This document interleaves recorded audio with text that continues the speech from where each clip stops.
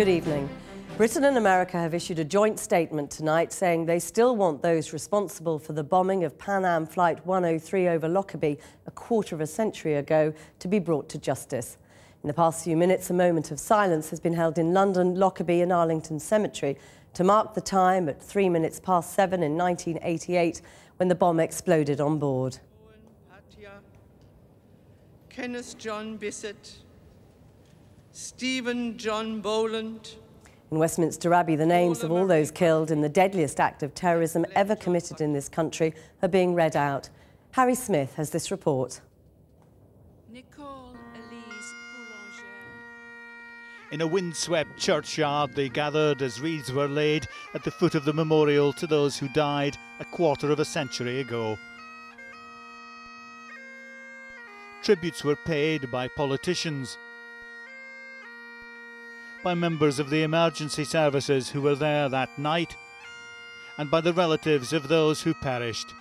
Many had made the journey from America to be here, bringing with them many painful memories.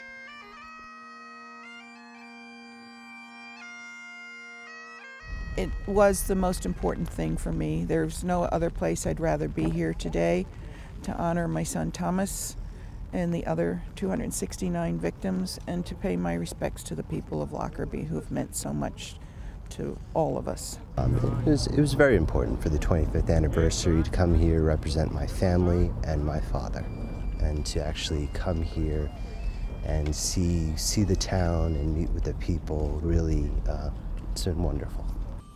It was on the night of December 21st, 1988, that Pan Am Flight 103, on its way from Heathrow to New York, exploded above Lockerbie, killing all those on board, as well as 11 people on the ground.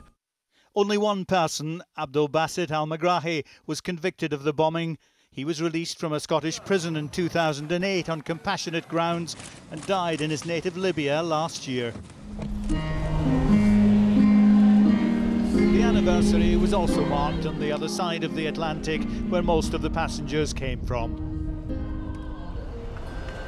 Thomas Joseph Ammerman.